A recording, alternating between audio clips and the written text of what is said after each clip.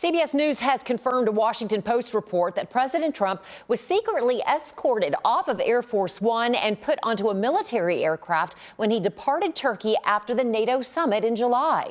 Olivia Rinaldi has more details from the White House.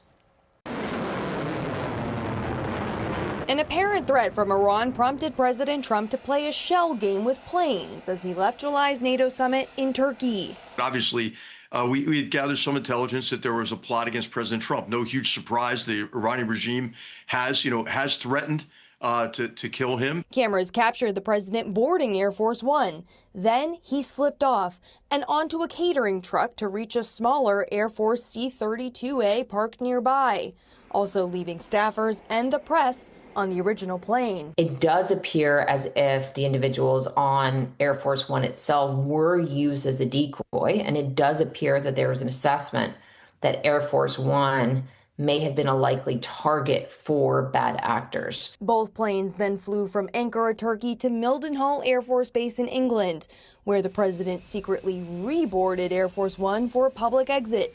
Even the use of the legacy Air Force One was a change. President Trump flew to Turkey on the new jet that was gifted by Qatar, but that plane does not have all of the security fortifications of the older aircraft.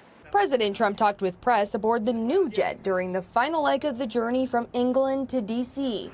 They asked why they had to lower the window shades during takeoff in Turkey. You think that Iran was possibly thinking of trying Well, I mean, if they asked you to close your windows, probably they feel that way. They didn't ask me to close mine, but if they did, I would have done it. No, these are sick people, so I could see something like that. The new Air Force One is scheduled to receive security upgrades this fall. Olivia Rinaldi, CBS News, the White House.